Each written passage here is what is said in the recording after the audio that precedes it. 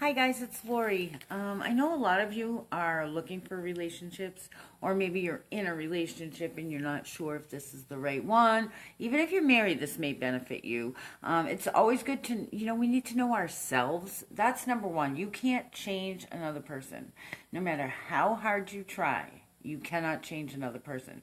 The only thing that you can do is know yourself, know what you will and will not accept, love with everything you've got, and our love should be unconditional, or as close to unconditional as we can possibly do. Honestly, so many people love on conditions or with conditions, and I know that's human nature.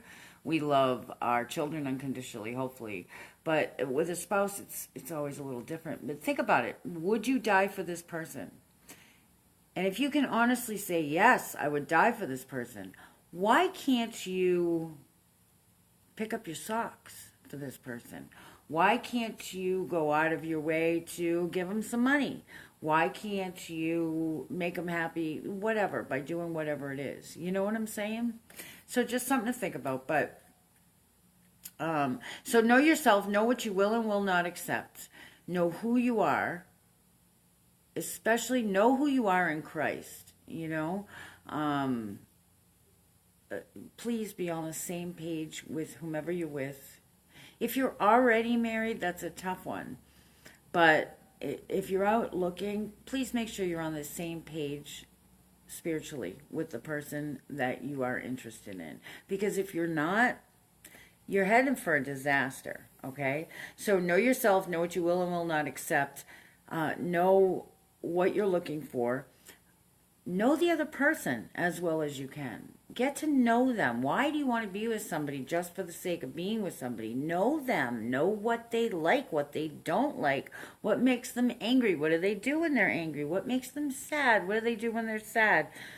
How do they communicate? Are they willing to communicate with you? Are they willing to learn new techniques? Are they willing to know you? Do they care enough about you? The things that really matter. And the other thing, like I said, you can't change another person, but you can change there's two things you can do.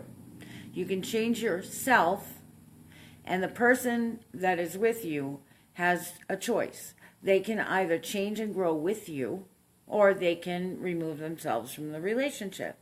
Those are their choices.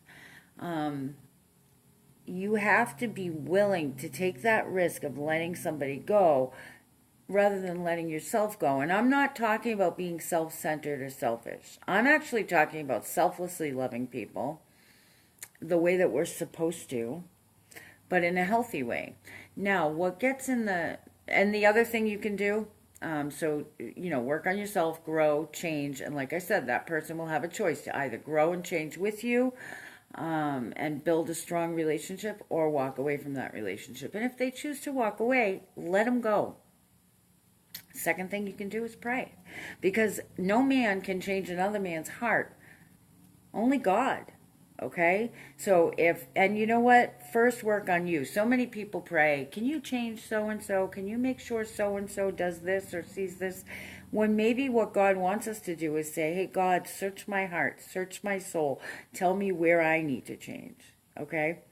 But what if you're with somebody who is, God forbid, a sociopath, a narcissist, extremely insecure, or, how do you know that this person is healthy? That's what I want to talk about today. So just a few things. There's probably about 11, maybe 12, just characteristics I just want to talk about. So I'll be right back to do that. Okay, so first let me start by saying this is not an exhaustive list. I'm sure there are more.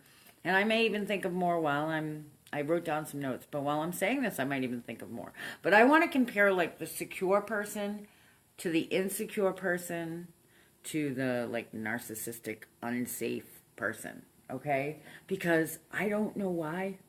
I have my theories on it, but there are so many people running around today disguised as quote unquote normal human beings, and they're being influenced by negative, or they are sociopaths. I think a lot of it is spiritual. I know a lot of it is mental, emotional, but I think a lot of it is spiritual as well. And if you've known me and talked to me, or even if you've watched my videos, you know kind of where I stand on that. Maybe I'll do a video on that someday, but right now, all I'm saying is there's so many people that look great on the outside. You know, they might have a great job. They might, present themselves really well physically. Initially, they're very kind to you, and they turn out to be a disaster. So you just have to really use discernment. That's another reason why it's so important to know that that person's on the same page as you spiritually, because you can't truly fake that. Like you can fake the actions, you can fake the words, but when you're in deep with somebody, you know if they're faking it. Unless your discernment is just out the window. You know if they're faking it. I mean, you'll know them by their fruits. Out of the mouth, out of the heart is what the mouth speaks, right? So what's truly in your heart is how you're going to think and how you're going to talk. So we really need to pay attention. All right, so number one, a secure person. A secure person doesn't need to control you, doesn't need to control all situations, okay? I'm saying this as a control freak, and over the years, I've definitely learned how to let go of control. And every time I jump back into that, God creates a scenario or brings a scenario to me where immediately I want to control, but I have no control. And it reminds me that I can't control. I used to show people I love them by controlling the situation. I wasn't like, you can't do this or you can't do that. I was trying to make everything right for that person. So if I could make it right for them, then they could, go on and be happy as I was being like crushed down over and over. But when you come to a level of security, you don't need to do that anymore. An insecure person will do exactly what I was just talking about. Try sometimes, not always, but try to control the situation so that everybody's happy in the end. A narcissist or a sociopath definitely wants to control you, and they're going to do it in a passive-aggressive way. Most of the time it's passive-aggressive. Some are just straight on, control freaks, depending on, what their other flaws are. But whatever. Number two, secure people don't talk about themselves a lot. They do, they're not like, they don't ever say anything, but they don't really talk about themselves a lot. Their first concern when they say, hi, how are you? They mean it. How are you? They don't need to talk about themselves. An insecure person, have you ever been talking with somebody, and even if you're like pouring your heart out, you're sharing it with them, and they go, oh yeah, that happened to me, and I mean, we all do that, and sometimes we do it just to say, hey, I definitely understand what you're saying, but that person that doesn't use it just as, to show you they relate, but everything comes back to them. It's usually insecurity. A narcissist, it will always, always, always come back to them. It's always about them. Everything is about them. Another thing that goes along with that is, a secure person won't immediately, like if you're telling somebody, I got really upset because somebody said blah, blah, blah. A secure person listens to you, and if it is truly about them, they'll pick it up. I mean, they're not stupid, but they'll confront it right there, An insecure person will immediately wonder, was that me? Are they talking about me? Oh my goodness, I did this. I must have done that. Even if they know they didn't do it, they still wonder if they did it. A narcissistic, sociopathic person really doesn't care if they did it. They honestly don't. In fact, they hope they did. They hope they're the one that destroyed you because they love to get a rise out of people. But they'll always bring it back to themselves, always, no matter what it is, good, bad, or indifferent, always, always. A secure person will encourage healthy relationships that you already have, family relationships. In fact, they'll try to connect with the people that you connect with. Not overboard, though. They're not trying to control the situation, but they will try, to encourage healthy relationships outside of your own, whether it be, with other couples, or maybe, if you have a friend or a family member or whatever.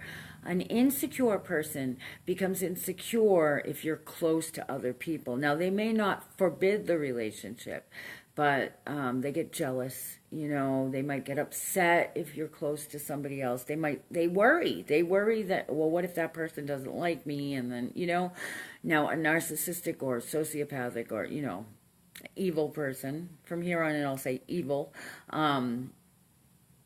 they will downright either forbid you to be in a relationship with that person, or create a conflict with that person so that you feel like you have to back away from them. They'll either make up stuff, he or she did this to me, said this to me, blah, blah, blah, whatever. He or she is bad for you, blah, blah, blah, whatever. And they will sever ties because they can't stand for you to have other healthy relationships. Because you know what? Those healthy people might actually wake you up to what's going on with them. So secure people won't separate you from those you love, and they'll actually, try to connect. Now, if a secure person knows that the relationship is very unhealthy, they're not going to go in and try to take control of the situation, but they are going to let you know out of love. That's another thing. A secure person doesn't, I think this, well, it's down the line. I'll get to it. Number 4, secure people don't gossip. They don't gossip. They don't have to. Insecure people talk about other people. It makes them feel better about themselves. They can't help it. They talk about other people. It depends on the narcissist or the sociopath. They don't always gossip either. Many times they do. But they certainly have judgment of other people. They certainly do. Point out other people's flaws. Number 6. A secure person does not criticize other people, does not point out other people's flaws, does not try to make people feel bad about themselves, They don't have to be brutally honest, They're secure in themselves, they're secure in the relationship. They don't have to do that. Now, if it would benefit you, and it's definitely from a place of love, they may give you constructive criticism, but they don't criticize. They don't have time, honestly, to sit around and worry about your flaws because they're working on their own. An insecure person will absolutely pick out other people's flaws because they're insecure. They want you to see them as better, see them in a better light, The evil will definitely pick out other people's flaws and yours so they shine, and they really believe that. They're better than you. They're better than you. They're better than anybody in your life. Secure people don't try to be perfect. They know they're not perfect. They don't try to be. They don't try to appear to be. They don't care enough about what other people think. They're secure enough in themselves to try to appear perfect. Insecure people will keep up with the Joneses, try to appear to have more money than they do, try to appear to do better at work than they do, try to appear to be more successful, more loving, more whatever it is that they think is what, people want. Evil, yeah, they think they're perfect, so they don't even care about what they appear to be. They think they're perfect, and they will go to great lengths so that others think they're perfect as well. Secure people don't over-apologize. They apologize when they need to, but they don't over-apologize. Have you ever met somebody who's sorry all the time? Guilty. And when I say it, I mean it, but I do catch myself that sometimes it's overboard.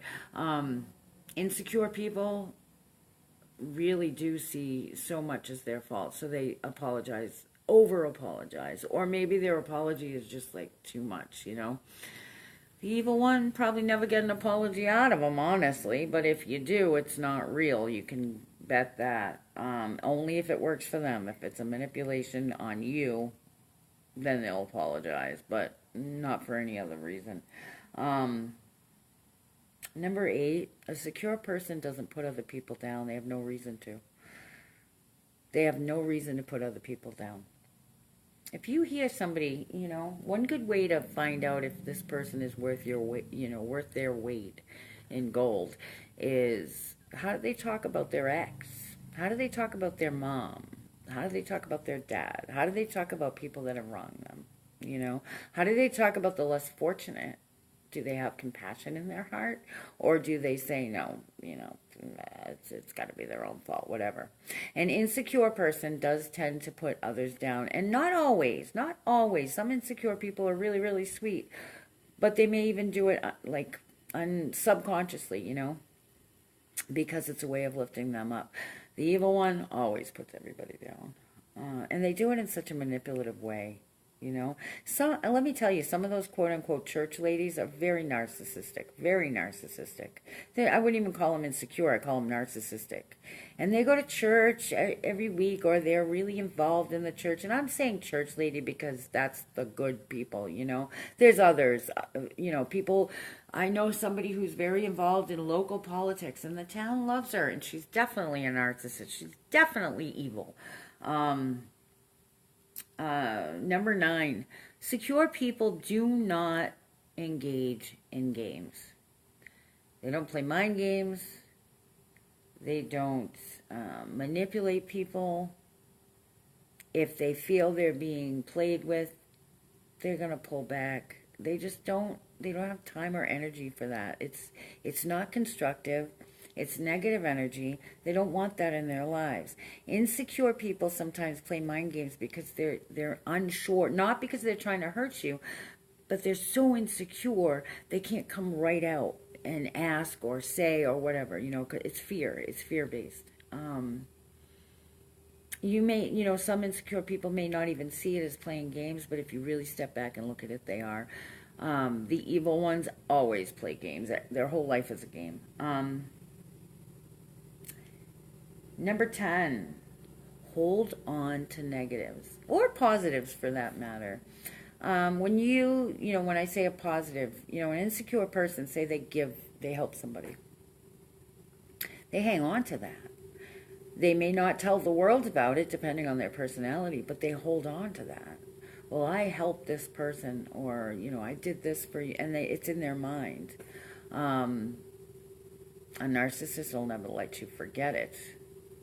But a secure person, really, especially if they're of the faith, it's like, no, my left hand doesn't know what my right hand's doing. I've already forgotten. They don't keep track, I'm not saying let people walk all over you, but they don't keep track. It's like, I did it because I wanted to do it. I didn't have an ulterior motive.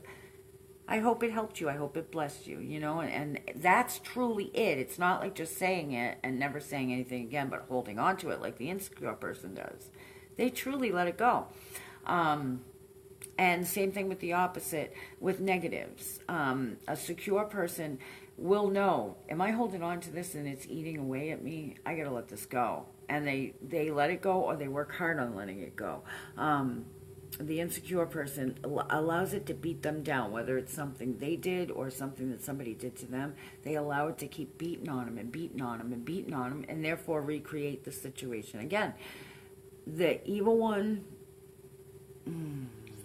they hold on to all kinds of negative. They're going to tally everything up. They ever do anything nice for you, even if they say, oh, forget about it, they got it. They got it all. They got it, probably notebooks upon notebooks, right? And even if they don't do anything nice for you, if they did in their head, that's tallied up as well. The secure person realizes that everybody has issues, that we are all fallen. And if you are of the faith, you know that you've been forgiven. So and once you know you've been forgiven, you can kind of look at somebody else and see their flaws, because none of us are perfect, and forgive those as well, so they're willing to forgive. An insecure person may be willing to forgive, but it's just harder to forget, the evil ones don't forgive or forget. You know what? I think I'm up to 11. They share in your joy and they share in your pain, and it's true. It's real. It's genuine. They truly cry when you cry. They truly smile when you're happy. They get joy, even if they're not doing well. they are joyful for you because they're secure in, like, they're not jealous, you know, oh, you got something good and I didn't. It's, no, I'm really truly happy for you. Hey, can you help me out? Especially if you're in the same, say you're in the same line of work and somebody's really successful and you're not doing so well. A secure person will say, hey, well, first of all, they might say, maybe this isn't the thing for me, but if it is, I'm so happy for you. Would you mind if we could sit down and you could kind of share with me some of your tips and mean it, you know, not try to steal something from them or whatever. And if you're going through tragedy, yeah, they seriously hurt with you. An insecure person may get jealous, may tell you on the outside they're happy for you, but inside they're like, why wasn't that me? The other category, they're not crying with you and they're not laughing with you. It's all about them. And if it's not about them, they don't care, or they're going to try to destroy it.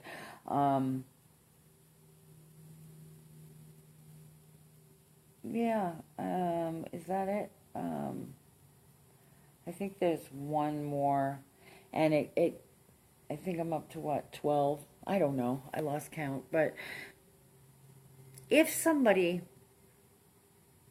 is just insecure, but you know, everything about them is great, encourage them to work on themselves to become more secure. You know, give them words of encouragement, love them, and show them that they're worthy of to be secure in themselves and who they are and what they've done. You know, show love and compassion, and don't tolerate any nonsense. And what I mean by nonsense is like unnecessary jealousy and that kind of stuff. But I don't mean start a fight, but just like show them, mirror it to them. Say, no, look in the mirror, look at this. Does that make sense to you? If they're truly just insecure and they are truly loved and they feel secure in the relationship, they'll grow into security. They will. They've got whatever issues that are making them insecure. Being in a good, solid relationship, having love around you will help to make you, you know, more secure. If the person that you're dating or whatever, involved with, whatever the case may be, is more like the third category, you need to just let it go and walk away. Because there's something there that's evil, like I said. I hope this helps a little bit with relationships. Let me know what you think, and I'll see you guys in the next video.